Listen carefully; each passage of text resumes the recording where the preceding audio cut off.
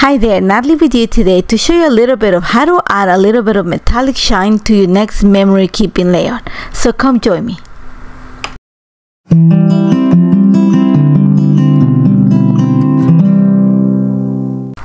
Welcome to a new episode of Inspired by a Card with Natalie. Today's inspiration comes from Terry Kostler from the latest blog hub, and it's all about using the newest metallic cardstock, brush cardstock from Altenew. So I want to show you a fun idea on how you can combine it to create something really eye-catching. I am creating the cover page for my newest journal, so I'm starting with the Starburst 3D embossing folder to create the background for my page. If you see Terry's card, she actually used embossing folder to create her panel. So I'm going to do the same way. Just keep in mind that my panel or my journal is 8.5 inches in height by 5 inches wide. So one of the things that Terry had created is she's created a panel that is a little bit smaller than the card. So I'm going to go the same way. So I'm going to say around 4.25 by 8.5 inches. That's the piece of paper that I have right now. I've already embossed the Starburst 3D embossing folder. I've embossed it so that I have the complete page embossed with this design. So I did a first pass, then I turned it and just did the second part. Now what I'm going to use right now is one of the things that I love is the fact that she used kind of an ombre effect for the card panel. I'm going to go the same way. I'm choosing to go with very tropical colors, more of a teal look. So I'm starting with dewdrops, and I'm just going to add it to around half my page, and then I'm going to come in with Aqualicious, which is the second color in this family. I am using my mini ink blending tool, and I'm just going to add the color from the other side of my embossing page so that it kind of softly melts in the middle. I have the line where the embossing folder kind of stopped, and I'm okay, like it's okay for me because I'm actually going to hide that line. So you're going to see that I've already have my embossing my embossed page ready. I've already trimmed it so that it looks like it's framed within the page. So now what I'm going to do is I'm going to cut all the pieces that I need.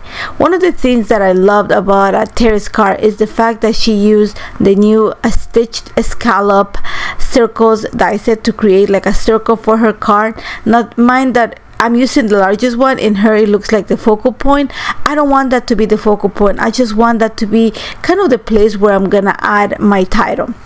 The focal point for me is I want to bring more of that shine of the new brushed gold metallic cardstock. So I use the polka dot leaf die set. I just use the flat or the outline of the leaf to cut this big leaf, and I want that to be the focus of my page. So you're gonna see that I'm gonna cut it, and then I'm just want to span it throughout the entire page. I want to make sure that everything that I'm gonna like kind of cluster falls right in that fault line where the two sides of the embossed folder meet, so that they hide that line. So you're gonna see that I'm pretty much set on what it's gonna look like. So I'm gonna go ahead and just glue it. I'm gonna glue my leaf so that it goes, like I said, from the left hand side of the page and kind of expands towards the top right corner of it. I am going to kind of tuck in the little stitched scallop circle, and I cut it out of white. I like the fact that there's a contrast between the teal and the gold and the white. All I'm doing right now is just trimming any excess of the leaf stem that's coming on the left of my page. Once I have that, one of the things that Terry had is she ground her card using a piece of the cardstock horizontally behind the stitched scallop circle. I don't want to do that because I already have the leaf doing that work for me. Instead, I am using the Creative Edges notebook die to create an edge for the right hand side of my title page panel, because remember this is a journal, so that means I'm gonna write quite a bit. So I thought it was like a nice effect, just another way to bring a little bit of extra shine onto my page. So I cut two pieces out of it, and I'm just trimming excess of the pieces just to make sure that it looks like just one single line of this die cut. And I'm gonna glue it right on the right edge of my card on my it's a title page cover panel, and then I'm just gonna trim the excess, and then I am gonna use Altenew double-sided adhesive tape on the back of my panel to attach it to what is going to be the base of my cover page. And my cover page, like I said before, is 5 inches by 8 1/4. The paper that I have right now is around 4 1/4 by I think is 8. So now for my title, I am using, actually I love the fact that this one is going to use the 2 colors that I have. This is the Linear Pathway Alpha. I'm using the outline die set, and I cut that out of the brush gold, and I'm using the die set, just the letters. I cut that of Gradient Cardstock, the teal one, just so it brings the colors that I have already.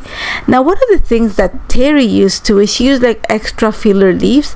I'm gonna do the same, and I am using for that the Whimsical Garden layering die set. I'm just gonna get some of the little it looks like dandelion seeds in a way, just to add like the little bit of extra oomph to the little space of white that's left right next to the word March. So you're gonna see that I'm just gonna take 2 of them and just literally glue them to the top corner, top right corner, sorry, of the H. Once I have that, my page is done. This was actually super fun and easy to put together. Like I said, I gathered a little bit of inspiration from Terry, like, you know, the main components, and moved them to make my own and make my cover page for my March journal. I hope you enjoyed this. As always, remember that you can contact me with any issues or questions that you have. Make sure you check the blog for all the details on how this came together and all the materials that I use. And as always, do not forget to subscribe to the channel, sorry, for more content. Thank you so much for joining me. Hello crafters, Jen here. For more tips, techniques, tutorials, and to discover which paper crafting products are right for you, subscribe to Altenew's YouTube channel. Make sure to hit the notification bell so you don't miss any videos. Thanks for watching.